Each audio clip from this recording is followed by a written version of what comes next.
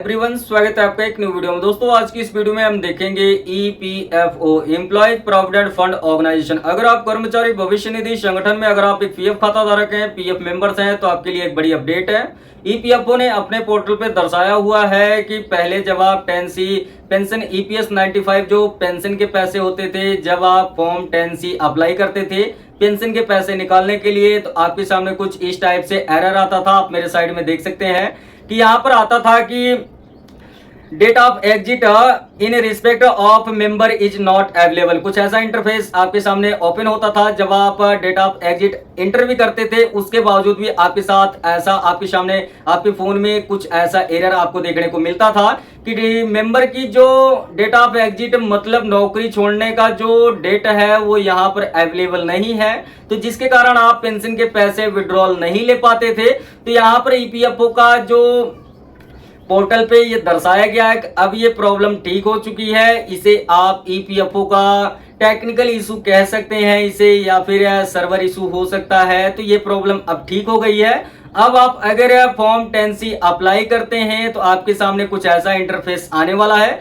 आप मेरे right corner में या लेफ्ट कॉर्नर में आप देख सकते हैं, मैं यहाँ पर आपको स्क्रीनशॉट दिखाने वाला हूं कि अब आप अगर ईपीएस जो पेंशन के पैसे के लिए आप फॉर्म 10C अप्लाई करेंगे तो आप अपने ईपीएफ के पैसे जो पेंशन का पैसा है वो अब बहुत ही आसानी से निकाल सकते हैं। पेंशन का पैसा कैसे निकालना है अगर आपको प्रोसेस नहीं पता है तो कैसे आप ईपीएस 95 जो फॉर्म 10C आप अप्लाई करेंगे, कुछ इस टाइप से कर सकते हैं। मैंने पहले ही अपने चैनल पे एक वीडियो बनाया हुआ है, तो डिस्क्रिप्शन में उस वीडियो की लिंक है, आप लिंक पे क्लिक करके देख सकते हैं किस टाइप से आप अपने पेंशन के पैसे को निकाल सकते हैं। तो यहाँ पर पीएफ मेंबर्स के लिए काफी बड़ी अपडेट है कि ये जो एरर आ रहा था, टेक्निकल इशू हो रहा था या फिर सर्वर इशू हो रहा था, तो ईपीएफओ के पोर्टल पर काफी कुछ दिक्कत का सामना करना पड़ता है पीएफ मेंबर्स को।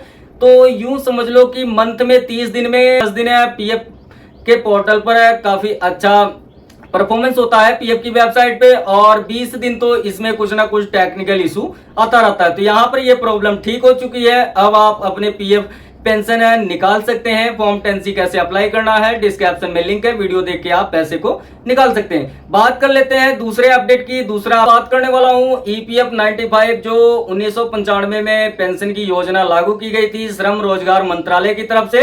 तो यहाँ पर अब आप देख सकते हैं इस पोर्टल पे काफी ज्यादा बदलाव किया गया है। अब पीएफ मेंबर को काफी कुछ फायदा होने वाला है। श्रम रोजगार मंत्रालय के जो वित्त मंत्री हैं, तो यहाँ पर श्रम मंत्री हैं, तो यहाँ पर उन्होंने अपने ट्विटर के अकाउंट पे ट्वीट किया है 78 लाख जो पेंशन पाने के लाभार्थी हैं उनके लिए एक महत्वपूर्ण योजना अप्लाई किया जा रहा है, जिसमें कि यहाँ पर मैं स्क्रीनशॉट आपको लगा देता हूँ ट्विटर का। अगर आप इसे रीड करना चाहते हैं तो इसकी भी लिंक आपको डिस्क्रिप्शन में मिल जाएगी। डिस्क्रिप्शन में लिंक है, लिंक पे आप क्लिक करेंगे और इसे आप रीड कर सकते हैं। बाकी तो स्क्रीनशॉट यहाँ पर मैं लगा दिया हूँ, आप वीडियो को रोक के भी इसे आप अच्छे से रीड कर सकते हैं। तो यहाँ पर मैं आपको थोड़ा सा पढ़ के दिखा देता हूँ कि आप मेरी स्क्रीन पे देख सकते हैं कि यहाँ पर क्या ट्वीट किया गया है।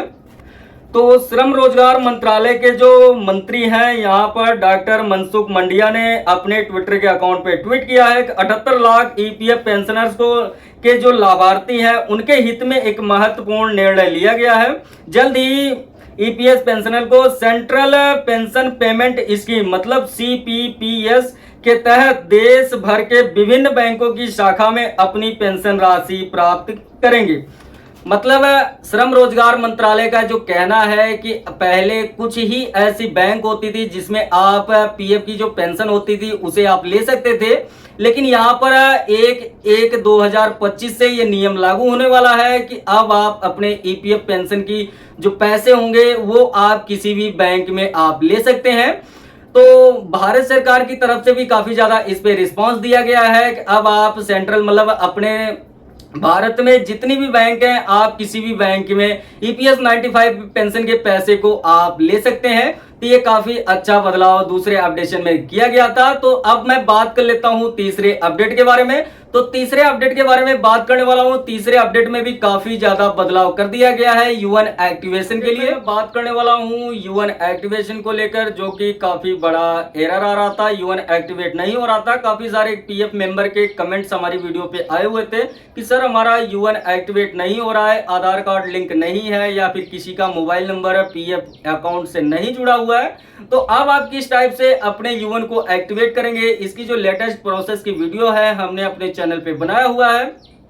डिस्क्रिप्शन में उस वीडियो की लिंक है, आप लिंक पे क्लिक करके वॉच करके आप ही अपने U1 को एक्टिवेट कर सकते हैं। तो ये तीसरा बड़ा अपडेट है, काफी ज्यादा पीएफ मेंबर्स के लिए लाभकारी हो सकता है। तो यहाँ काफी ज्यादा फायदा होने वाला है कि अब आपको ईपीएफओ के चक्कर, ईपीएफ ऑफिस के चक्कर नहीं लगाने हैं। अपने ही मोबाइल फोन से आप अपने U1 को एक्टिवेट कर सकते हैं। और किस टाइप से आधार कार्ड आप अपने पीएफ अकाउंट में लिंक करेंगे, इसका भी वीडियो हमने अपने चैनल पे बनाया हुआ है। डिस्क्रिप्शन में मैं लिंक दे दूंगा, आप वहां से क्लिक करके वॉच कर सकते हैं। यहाँ पर मैं चौथे अपडेट के बारे में बात करने वाला हूं, जिससे काफी पीएफ मेंबर्स को काफी ज्यादा फायदा होने वाला है। चौथे अपडेशन में अगर आप मान लीजिए किसी भी कंपनी में कार्यरत हैं और किसी भी कारण से एनी रीजन के अगर आप मान लीजिए उस कंपनी को छोड़ देते हैं, 6 मंथ के अंदर ही अगर आप उस कंपनी को छोड़ देते हैं तो या फिर रिजाइन कर देते हैं, तो 6 मंथ से अंडर मान लीजिए 2 महीने 3 महीने अगर आप किसी भी कंपनी में कार्य करके छोड़ देते हैं, तो जो आपके पीएफ के पैसे कटे होते हैं या फिर पेंशन की कंट्रीब्यूशन जो होती है, अब आप ईपीएफ 95 के थ्रू अब आप 6 महीने से कम अगर किसी भी कंपनी में कार्य किए हैं तो भी आप अपने पीएफ के पैसे को निकाल सकते हैं। तो किस टाइप से आपको विड्रॉल लेना है, इसकी वीडियो हमने चैनल पे बनाया हुआ है, चैनल पे विजिट करके आप वॉच कर सकते हैं। और यहाँ पर एक कमेंट हमारे पास एक नहीं 3 कमेंट आए थे, जिसमें कि एक भाई ने कमेंट किया था कि सर ये जो फॉर्म 10C हम अप्लाई करते हैं पीएफ पेंशन विड्रॉल लेने के लिए, तो यहाँ पर जो हमने 6 मंथ से पहले ही नौकरी छोड़ दी थी, जिसके कारण हम यहाँ पर अपने पीएफ के पैसे को काफी दिन मतलब निकाले नहीं। तो यहाँ पर मैं आपको बता दूं कि अगर आप किसी भी कंपनी में नौकरी करते वक्त किसी भी कारण से अगर आप नौकरी छोड़ देते हैं और 6 महीने आपके कंप्लीट नहीं हुए हैं, तो भी आप अपने पीएफ के पैसे को निकाल सकते हैं। और यहाँ पर जो पेंशन की कंट्रीब्यूशन होगी उसे भी आप इंस्टेंट विड्रॉल ले सकते हैं, फॉर्म 10C अप्लाई कर सकते हैं। बट यहाँ पर आपको देखना यह होगा कि नौकरी छोड़ने के 2 महीने बाद मतलब टोटल 60 दिन बीतने के बाद ही आप अपने पीएफ की जो पेंशन होगी उसे आप निकाल सकते हैं। तो यहाँ पर एक भाई का जो कमेंट आया था यहाँ पर कि ये जो फॉर्म 10C हम अप्लाई कर रहे हैं, ये किसी का क्लेम सेटल भी हो रहा है या फिर रिजेक्ट हो रहा है। तो यहाँ पर आप मेरे साइड में एक स्क्रीनशॉट में यहाँ पर लगा रहा हूँ कि मेरे इंस्टाग्राम पे एक कमेंट आया था जिसका मैंने 10C अप्लाई किया था। तो यहाँ पर उसका जो क्लेम है यहाँ पर आप देख सकते हैं सेटल हो गया है, अमाउंट उसके अकाउंट में क्रिएट हो गया है। तो यहाँ पर आप देख सकते हैं कि अगर अब आप 6 महीने से पहले भी अगर किसी कंपनी को छोड़ देते हैं तो भी आप अपने पीएफ के पैसे को निकाल सकते हैं और पेंशन की जो कंट्रीब्यूशन होगी उसे भी आप इंस्टेंट विड्रॉल ले सकते हैं। तो ये जो चौथा अपडेट था ये भी काफी ज्यादा महत्वपूर्ण है। पहले आप अगर 6 महीने किसी भी कंपनी में कार्य करते थे, उसके बाद अगर हम मान लीजिए 6 महीने कंप्लीट नहीं हुआ है, उससे पहले ही अगर आप नौकरी छोड़ देते थे तो आप ईपीएफ 95 के थ्रू आप अपनी पेंशन की कंट्रीब्यूशन नहीं निकाल सकते थे। बट यहाँ पर अब आप निकाल सकते हैं। साइड में आप देख सकते हैं कि यहाँ पर एक काफी अच्छा बदलाव किया गया है ईपीएफओ के पोर्टल पे। तो ये भी 95 के थ्रू अगर आप अपने पेंशन के पैसे को विड्रॉ लेना चाहते हैं तो किस टाइप से आपको फॉर्म 10C अप्लाई करना है। और अगर आप फॉर्म 10C अप्लाई करते हैं आपके सामने कुछ ऐसा इंटरफेस आता है, date of exit not available PF member. तो यहाँ पर आपको डेट ऑफ एग्जिट अगर आप इंटर कर रहे हैं उसके बावजूद भी अगर आपके सामने पीएफ मेंबर्स का जो डेट ऑफ एग्जिट है, किसी भी कंपनी में अगर आप कार्यरत हैं और नौकरी छोड़ देते हैं, डेट ऑफ एग्जिट अगर आप ईपीएफओ के पोर्टल पर इंटर कर रहे हैं उसके बावजूद भी अगर यहाँ पर आपको नॉट अवेलेबल दिखाया जा रहा है, तो यहाँ पर आपको मैं एक सुझाव देने वाला हूं कि यहाँ पर आप डेट ऑफ एग्जिट इंटर करिए, उसके बाद एक बार अपने ईपीएफओ के पोर्टल से आप अपनी आईडी को लॉग आउट करिए। उसके बाद दोबारा जब आप लॉगिन करेंगे तो ये एरर आपके सामने देखने को नहीं आएगा। और अगर आपके सामने ये एरर, टेक्निकल एरर अगर आपके सामने दोबारा आ रहा है तो आपको 24 से 48 घंटे का वेट करना है। दोबारा आप अपने ईपीएफओ पोर्टल पे लॉगिन करिए, उसके बाद 10C फॉर्म अप्लाई करेंगे तो बहुत ही सफलतापूर्वक आप 10C फॉर्म अप्लाई कर सकते हैं। तो ये भी अपडेशन काफी ज्यादा बेस्ट है और पीएफ मेंबर्स के लिए काफी ज्यादा फायदेमंद होने वाला है। तो